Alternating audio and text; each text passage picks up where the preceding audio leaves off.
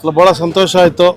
ನನ್ನೆಲ್ಲ ಆತ್ಮೀಯ ಸ್ನೇಹಿತರು, ನಮ್ಮ ವಾರ್ಡಿನ ನಾಗರಿಕರು, ಎಲ್ಲ ನಮ್ಮ ಮಾತೆಯರು, ನಮ್ಮ ಹಿರಿಯರು ಎಲ್ಲರೂ ಬಂದು ನಮ್ಮ ಹುಟ್ಟುಹಬ್ಬಕ್ಕೆ ಶುಭಾಶಯವನ್ನು ಕೋರಿದ್ದಾರೆ.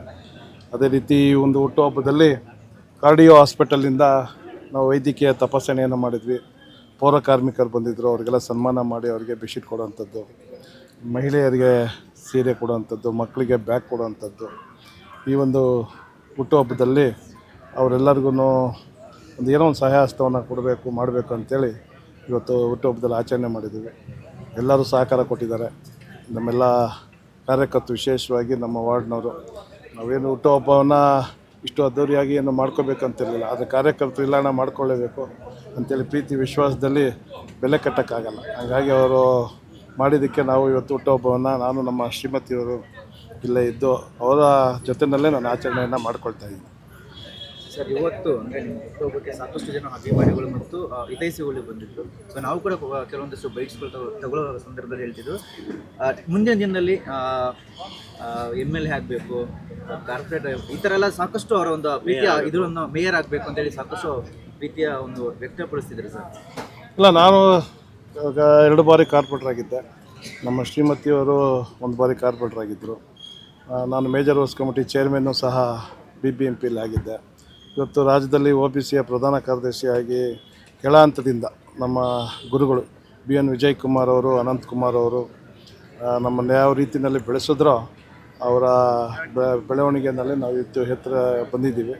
ಇವತ್ತು ನಮ್ಮ ಸ್ನೇಹಿತ ಒಬ್ಬರು ಶಾಸಕರಾಗಿದ್ದಾರೆ, ರಾಮಮೂರ್ತಿಯವರು ಶಾಸಕರಾಗಿದ್ದಾರೆ. ನಾವಿಬ್ಬರು ಸಹ ವಿಜಯ್ ಕುಮಾರ್ ಗರಡಿನಲ್ಲೇ ಪಳಗಿದ್ದಂಥವ್ರು. ನಮಗೆ ಅವ್ರು ಹೇಳ್ಕೊಟ್ಟಿರೋದು ಜನಸೇವೆ ಮಾಡಬೇಕು, ಜನ ನಮ್ಮನ್ನು ಪ್ರೀತಿಸೋ ಥರ ನಾವು ನಡ್ಕೋಬೇಕು, ನಾವು ಸೇವೆ ಮಾಡಿದಾಗ ಅವರೇ ನಮ್ಮನ್ನು ಗೌರವಿಸ್ತಾರೆ ಅನ್ನೋದು ಅವ್ರು ನಮ್ಗೆ ಹಾಕಿಕೊಟ್ಟ ಹಾದಿ. ಹಾಗಾಗಿ ಅವರ ಮಾರ್ಗದರ್ಶನದಲ್ಲಿ ನಾವು ಕೆಲಸವನ್ನು ಮಾಡಿಕೊಳ್ತಾ ಇದ್ದೀವಿ. ಸಹಜ, ಪ್ರತಿ ಸತಿ 2 ಸತಿ 3 ಸತಿ ಕಾರ್ಪೊರೇಟ್ ಆದಮೇಲೆ ನಮ್ಮ ಅಭಿಮಾನಿಗಳು ಬಯಸ್ತಾರೆ, ಬೇರೆ ಯಾವುದಾರ ಒಂದು ಕ್ಷೇತ್ರ ನೋಡ್ಕೊಳ್ಳಿ ಸರ್ ಅಂತಾರೆ, ಇಲ್ಲ ಮೇಯರ್ ಆಗಿ ಅಂತ ಭಾಳಷ್ಟು ಜನ ಹೇಳ್ತಾರೆ. ನನಗೆ ಒಂದ್ಸಲಿ ಮೇಯರ್ ತಪ್ಪಿತು, ಡೆಪ್ಯೂಟಿ ಮೇಯರ್ ತಪ್ಪಿತು, ಆಡಳಿತ ಪಕ್ಷದ ನಾಯಕನಾಗಿ ತಪ್ಪಿದೆ, ಎಲ್ಲವೂ ತಪ್ಪಿದೆ. ಎಲ್ಲ ಕೈಗೆ ಬಂದಿದ್ದು ಬಾಯಿಗೆ ಬಂದಿಲ್ಲ. ಅವರೆಲ್ಲರಿಗೂ ನಿರಾಸೆ ಇದೆ, ಒಂದು ಸತಿ ಆಗಬೇಕು. ನಮ್ಮ ವಾರ್ಡಲ್ಲಿ ನಮ್ಮ ಸೋಮಶೇಖರು ಸಹ ಒಂದು ಸತಿ ಆಗಬೇಕು. BBMPನಲ್ಲೇ ತಾಸೆ ಇತ್ತು, BBMPನೇ ಎಲ್ಲ ಇವಾಗ ಎಲ್ಲ ಸರ್ಕಾರಗಳು ಸೇರಿ ಇವತ್ತು BBMPನೇ ಒಂದು ರೀತಿಯಲ್ಲೇ ಅದನ್ನು ಮುಳುಗಿಸ್ಬಿಟ್ರು. ಇವತ್ತು ಗ್ರೇಟರ್ ಬೆಂಗಳೂರು ಆಗಿದೆ. ನೋಡೋಣ ಮುಂದಿನ ದಿನಗಳಲ್ಲಿ ಪಕ್ಷ ಏನು ಅವಕಾಶ ಕೊಡುತ್ತೋ ಅದು ಕೆಲಸ ಕೊಡೋವಂಥದ್ದು ಪಕ್ಷ ದೇವರು ಕೊಡಬೇಕು, ಅದಾಗಬೇಕು. ಹಂಗಾಗಿ ಇವತ್ತು ನನ್ನ ಹುಟ್ಟುಹಬ್ಬದಲ್ಲೂ ಭಾಳ ಜನ ಹೇಳಿದ್ದಾರೆ. ಅವರೆಲ್ಲರಿಗೂ ನನ್ನ ಮೇಲೆ ಇಟ್ಟಿರೋ ಪ್ರೀತಿ ವಿಶ್ವಾಸಕ್ಕೆ ಅವರಿಗೆ ಕೋಟಿ ಕೋಟಿ ವಂದನೆಗಳು. ಅದೇ ರೀತಿ ಇವತ್ತು ಸಾಕಷ್ಟು ಜನ ಎಲ್ಲರೂ ಬಂದಿದ್ದಕ್ಕೆ ನಾವೇನು ಯಾರಿಗೇನು ಇನ್ವಿಟೇಷನ್ ಕೊಟ್ಟಿಲ್ಲ, ಆದರೆ ಹುಟ್ಟುಹಬ್ಬ ಇದೆ ಅಂದಿದ ತಕ್ಷಣ ಬಂದರು, ಭಾಳಷ್ಟು ಜನ ಬಂದರು, ಅವರೆಲ್ಲ ಹಾರೈಸಿದ್ದಾರೆ. ನನಗೆ ಭಾಳ ಸಂತೋಷ. ನಮ್ಮ ಶ್ರೀಮತಿ ಮಾಲತಿ ಸೋಮಶೇಖರ್ ಇದ್ದಾರೆ, ಹಾಗೆ ಎಲ್ಲರೂ ನಮ್ಮ ಪ್ರಮುಖರು ಗೋಪಾಲ್ ಕೃಷ್ಣ ಅವರಿದ್ದಾರೆ, ಮುನ್ರಾಜ್ ಅವರಿದ್ದಾರೆ, ನಮ್ಮ ವಿಜಯ ಕರ್ನಾಟಕ ಸೇನೆ ಮಹೇಶ್ ಅವರಿದ್ದಾರೆ, ನಮ್ಮ ಕೃಷ್ಣಮೂರ್ತಿ ಇದ್ದಾರೆ, ಹಾಗೆ ನಮ್ಮ ವಾರ್ಡಿನ ಅಧ್ಯಕ್ಷರು ದಾಮೋದರ್ ಅವರು, ವೆಂಕಟೇಶ್ ಅವರು, ನಮ್ಮ ಗೋಪಾಲ್ ಕೃಷ್ಣ ಅವರು, ಸುಬ್ಬಣ್ಣವರು, ನಾಗರಾಜ್, ಈ ಥರ ಸಾಕಷ್ಟು ಜನ ನಮ್ಮೆಲ್ಲ ಹೇಗೆ ನಾವು ಟೀಮ್ ಕಟ್ಟೋದು ಆ ಟೀಮಲ್ಲಿರೋಂಥ ಸದಸ್ಯರು ಅದೇ ಪ್ರೀತಿ ವಿಶ್ವಾಸದಲ್ಲೇ ಇದ್ದೀವಿ. ಹಂಗಾಗಿ ಅವ್ರಿಗೆಲ್ಲರಿಗೂ ಮತ್ತೊಮ್ಮೆ ಮತ್ತು ಈ ಕಾರ್ಯಕ್ರಮ ನನಗೆ ಗೊತ್ತೇ ಇರಲಿಲ್ಲ ಇಷ್ಟು ದೊಡ್ಡದಾಗಿ ಮಾಡ್ತಾರೆ ಅಂತ. ನಾನು ಊರಲ್ಲೂ ಇರಲಿಲ್ಲ. ನಾನು ನಮ್ಮ ಶ್ರೀಮತಿಯವರು ಕಾಶಿಗೆ ಹೋಗಿದ್ವಿ, ಆವಾಗಲೇ ಇವರೆಲ್ಲ ಪ್ಲ್ಯಾನ್ ಮಾಡಿಬಿಟ್ಟಿದ್ದಾರೆ. ನಿನ್ನೆ ನಮ್ಮ ಶಾಸಕರದು ಚೆನ್ನಾಗಾಯಿತು, ಯಾಕಂದ್ರೆ ನಮ್ಮ ಅಭಿಮಾನಿಗಳು ಹುಟ್ಟುಹಬ್ಬ ಮಾಡಿದಾಗ ಚೆನ್ನಾಗಾಗುತ್ತೆ ಅನ್ನೋದಕ್ಕೆ ಇದೇ ಉದಾಹರಣೆ. ಹಾಗಾಗಿ ಅವರಿಗೆಲ್ಲರಿಗೂ ಮತ್ತೊಮ್ಮೆ ಅಭಿನಂದನೆಗಳು. ವಿಶೇಷವಾಗಿ ಇವತ್ತು ನಮಗೆ ಉಚಿತವಾಗಿ ವೈದ್ಯಕೀಯ ತಪಾಸಣೆಯನ್ನು ಮಾಡಿದಂತಹ ಕಾರ್ಡಿಯೋ ಹಾಸ್ಪಿಟ್ಲ್ ನಮ್ಮ ಡಾಕ್ಟರ್ ನಾಗೇಶ್ ಅವರು ಮತ್ತು ನಮ್ಮ ಸುಮನ್ ಅವರು, ನಾನು ರಾಜ್ಯೋತ್ಸವ ಸಮಾರಂಭದಲ್ಲೂ ಅವ್ರನ್ನ ಕರೆದಿದ್ದೆ. ಅವತ್ತು ನೀವು ಟಿಪ್ಸ್ ಕೊಡಿ, ಇವತ್ತಿನ ದಿನಗಳಲ್ಲಿ ಭಾಳಷ್ಟು ಯುವಕರಿಗೆ ಹಾರ್ಟ್ ಅಟ್ಯಾಕ್ ಆಗ್ತಿದೆ, ಏನು ಎತ್ತ ಅಂತೇಳಿ ನಾನು ಕೇಳಿಕೊಂಡಾಗ ಅವ್ರು ಸಾಕಷ್ಟು ಕಳೆದ ರಾಜ್ಯೋತ್ಸವದಲ್ಲಿ ಸಾಕಷ್ಟು ಅದ್ರ ಬಗ್ಗೆ ಮಾಹಿತಿನ ಕೊಟ್ಟರು. ಇವತ್ತು ಅವತ್ತು ಹೇಳಿದ್ದೆ, ನೀವು ವೈದ್ಯಕೀಯ ತಪಾಸಣೆ ಅಲ್ಲಲ್ಲಿ ಮಾಡಬೇಕು ಮೇಡಮ್, ಬಡವರು ಇರ್ತಾರೆ, ಸಾಕಷ್ಟು ಜನ ಇವತ್ತು ಭಾಳ ಕಷ್ಟದಲ್ಲಿದ್ದಾರೆ.